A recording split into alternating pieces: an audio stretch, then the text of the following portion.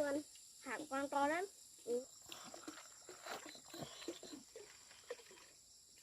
Mọc ra luôn. Lúc nào nó mọc Chẳng không trời mưa một không. Lấy vàng thôi.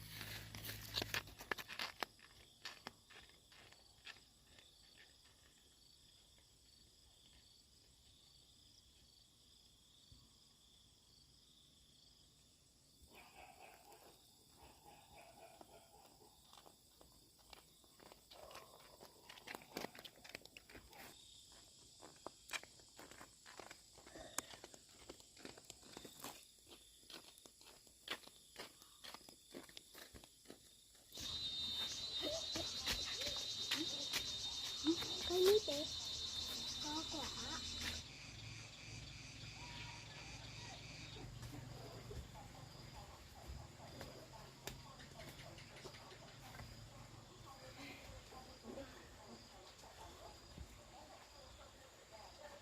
Rồi còn này thật chín luôn. Đây này. Còn này chưa chín. Lên. Không à, mưa khác hả?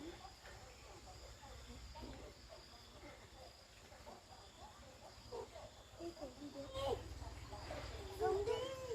Con đi trước rồi. Anh cùng theo con lên cành này à? Không.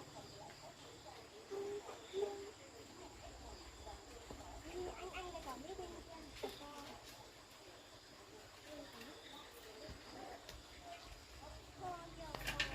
Nên em hàng số à?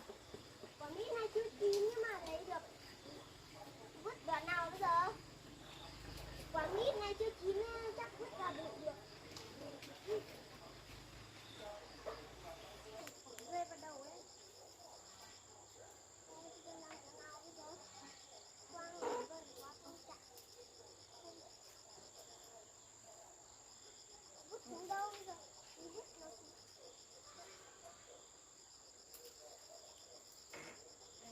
Lấy nó rơi luôn. Ơi. Một. Hả? Ok. Lấy thẳng. Vô đây còn biết đây chứ.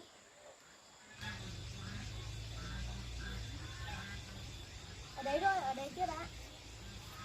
Quang ở đây.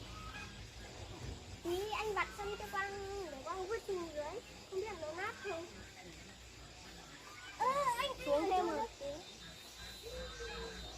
Rồi thế thôi tí không mang mít được đấy. Ôi con không mang mít được đâu. Có phải ở chỗ nào có canh con giật con mới được. Con không có hai tay. Sắp đấy rồi. Ôi.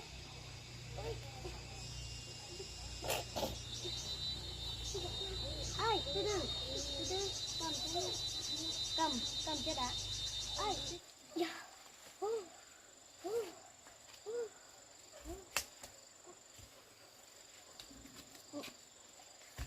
Yeah.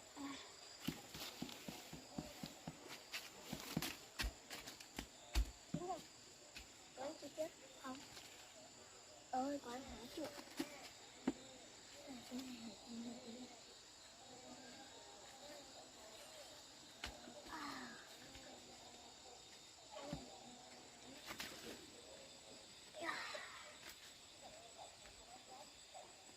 Quả này bị vỡ rồi. Rơi nặng quá.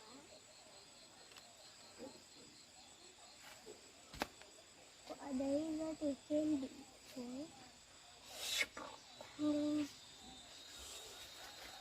Con biết được không sao. Rồi con để gì? Của anh để 2 quả cũng được.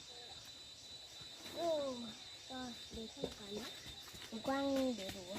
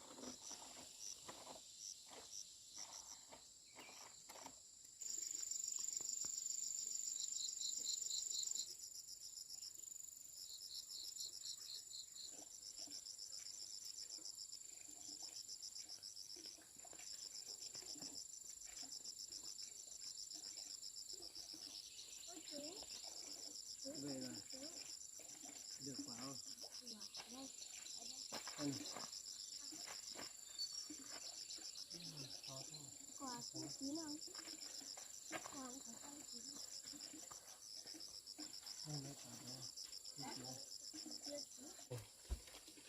Ở đấy chưa chín. Chưa chín này. Rơi xuống đất rách rồi. Nhưng mà ở trong ăn được. Lấy đi. Vàng vàng. Nhưng mà nhà đi cất xong mai chín ăn. Quả này chín à? Lấy ăn. Lấy khỏi đấy ăn. Quả này mềm hết rồi. Mềm hết cả quả rồi. Ấy da nhỉ. Được quả này chín đấy nhỉ. Mà dù Mềm hết rồi. ở đấy. Do mỏ ở trên kia kìa. Mềm hết rồi. Ăn được rồi. Đây. Bổ thử xem nào. Ôi, chín rồi. Mềm luôn. Mềm hết rồi. Thơm.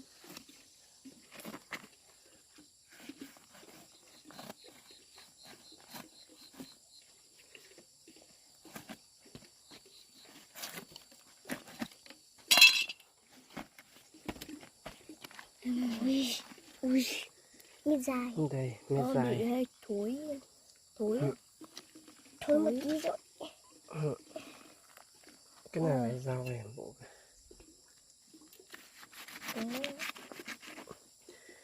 Đây. Ôi giời ơi. Ăn cái này. Thơm. Ăn một cái này. Quang thử ăn một cái không nhé. Ê, một cái gì mà Một cái, đấy là hai cái đấy. một cái mà Hai một cái cái. to mà. Con lấy dao khác luôn. Hạt Quang to lắm. Nhưng mà hạt to nữa ăn mà. Đấy, anh bảo một cái. Một cái nè, không một cái một gì. Một cái to đấy. Ngon. Đó. Ngon. Đây bị thối.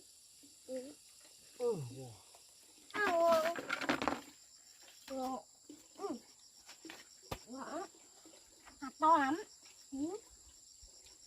Để sâu. Đây.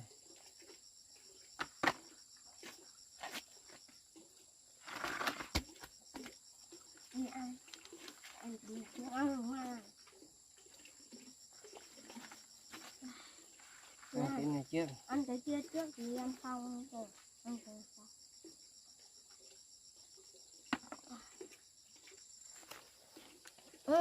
Mỏng. Đâu cái gì mỏng? Ngọt.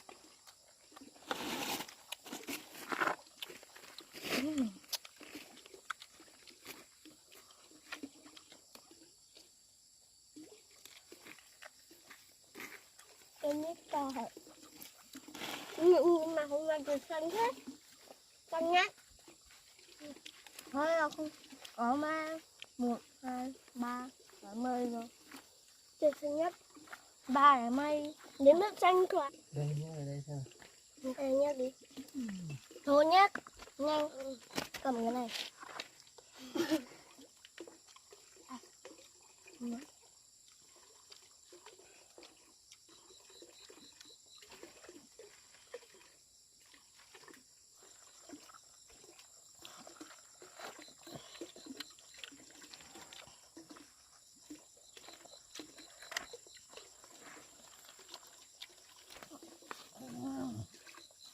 Cái mấy cái hạt là không biết.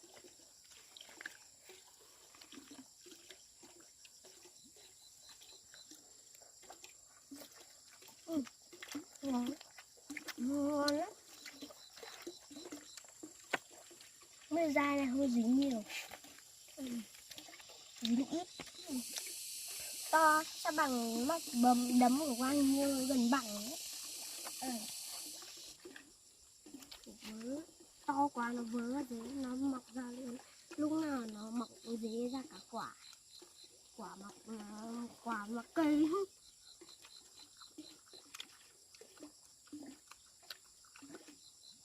Có cả người ta đi trồng cả quả ấy xuống đất thôi, đợi vài năm người ra cây luôn.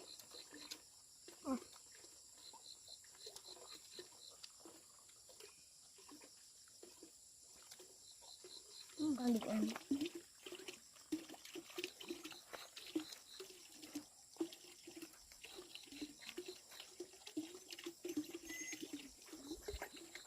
Để đi cho con chó ăn xem nào.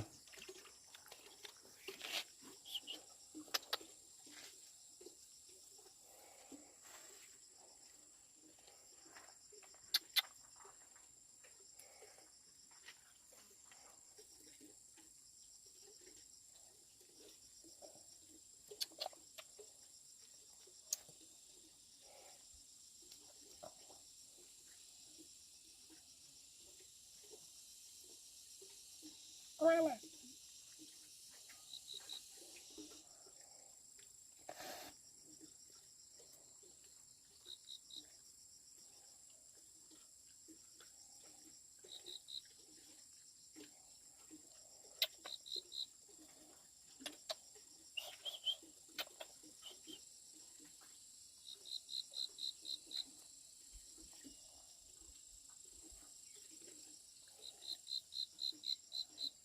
Ngon hả? Đứa nào có biết ăn ấy. Cái quả đây con thấy trước.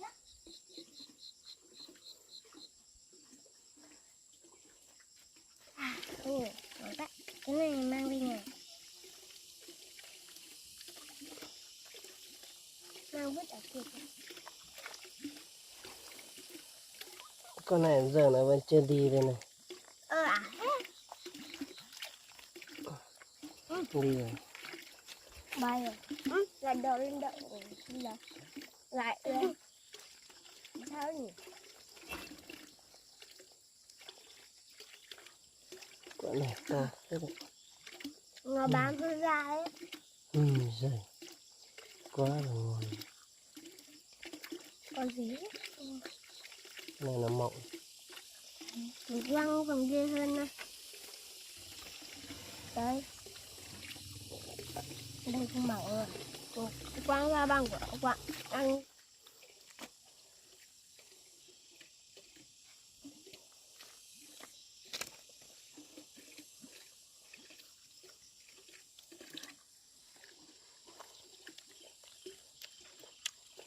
Ngon không? Ngon. Ngon hả? Đây có con gì ở trong? Đây có 2 con nữa.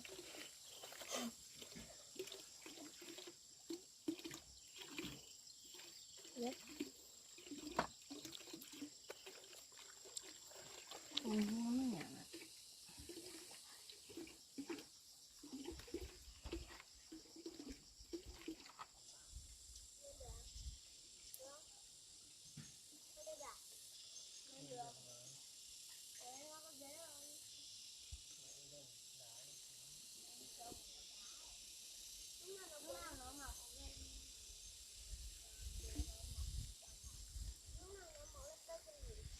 Đấy, mang cái đấy ra.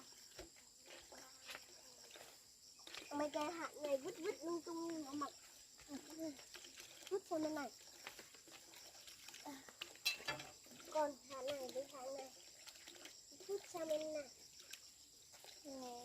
Hạt này đi vứt đi. Ông ở đâu ghép bây giờ? Đây, dưới này. Quang. Vứt thế này.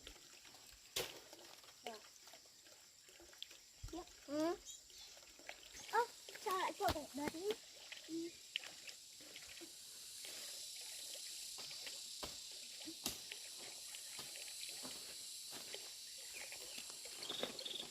Bé béo đi trả lên. Nó trồng ở đâu? Tôi trồng ở sau nhà.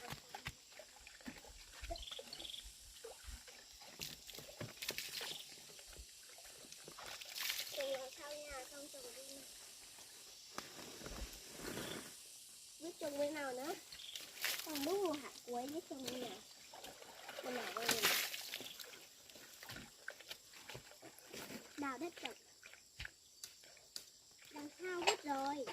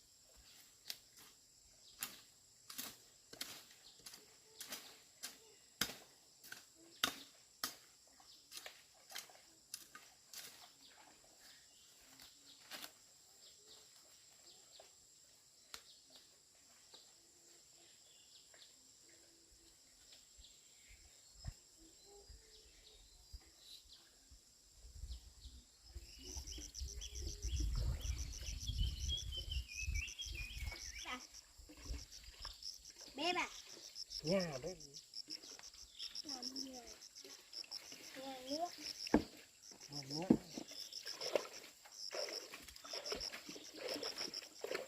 là nước. Làm.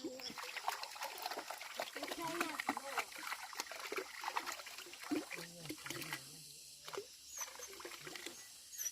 Thì đây không cho chặt đất à? Sao lại trên à? Thế rồi.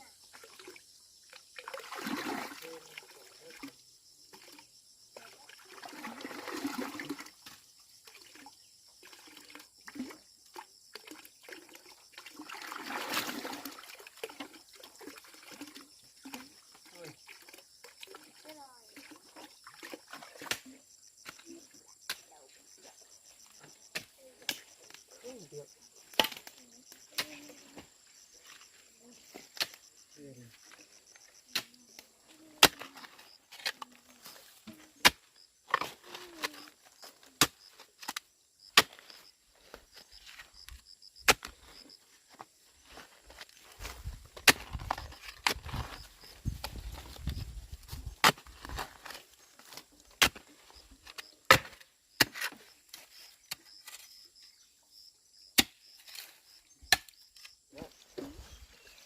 Làm nhà đá chắc chắn không mưa một tháng nhà đá không được.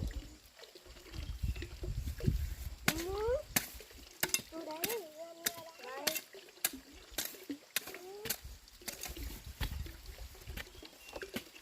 Anh đào sâu hơn anh đào rộng à đào gạch ra. Đào đi mà. À đào đi à? À đào tường, đào gạch, đào đá. Hả? Đó là đo đi. Đo được mà. Vẫn lượng vẫn tốt. Để con lấy đá lên đập lên trên đỉnh trời này. La la này. Trời xanh bao la. Nếu trời xanh thế này mà đang lên vàng lên cái đất này. Cái đất xanh này. Chỗ mình ướt mây. Ai bảo nắng quá. Đào thế thôi à, không đào sâu à? Đâu chứ. Thật sâu. Đấy, đào to vào này xuống. Ok, ở dưới này có cục đá to khổng lồ nữa. Cho lên xe biếng đi. Cái đất này. Để thể bỏ qua được. Nhưng phải lấy một ít. Cho lên kia nữa chứ. Hả? Cho lên đây. Con ơi đi.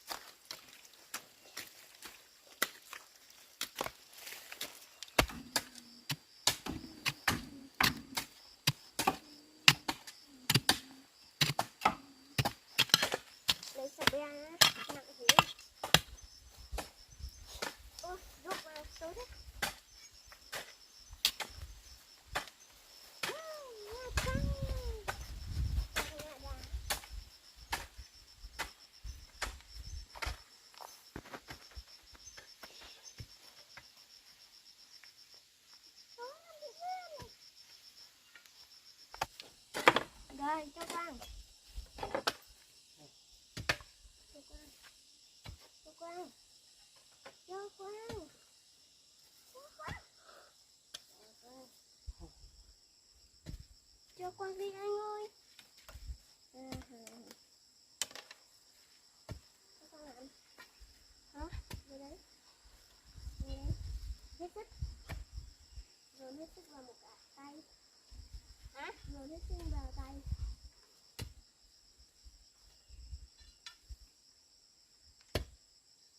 Chọc trên giá.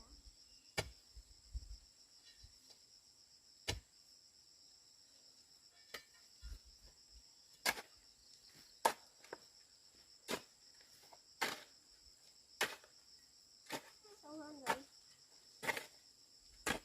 Về đây. Về đây. Về đây.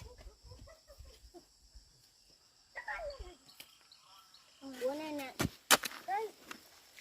Sao mà chú chào bác ấy. Kia hay chết tả rồi.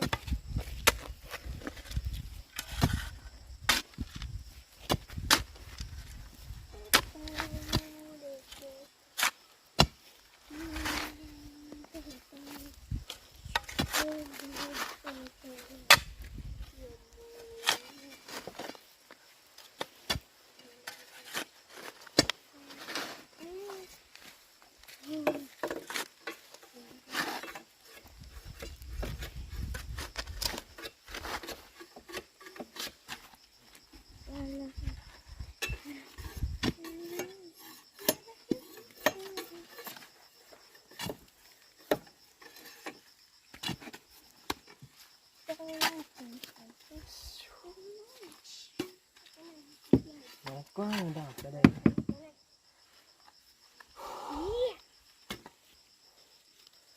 Lên. Cái gì? Không đào. Được. Ở bên này là móc ra. Ừ. Khoan. Đấy.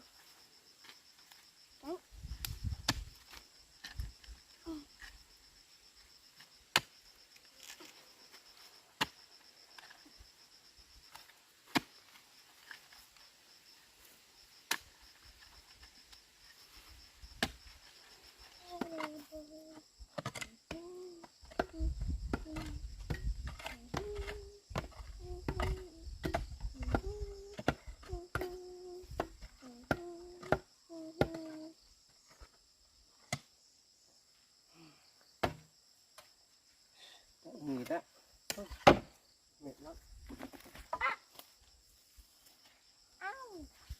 Cái này kia cũng đen. Đi lấy cuốc về đi, lấy dao đi. Về nhà nghỉ 10 phút nữa xong ra làm. Thế này để 3 ngày một xíu, 2 ngày một xíu. Con ong ở đâu nhỉ? Ong này không ăn được không? Ong đấy không ăn được đâu. Con nhộng kìa. Đây này, ở đây cũng có một cây. Đây là lỗ của con dơi ý. Con dơi chui ra ở ngủ á. Ừ. Nhưng mà đây lỗ lâu rồi còn.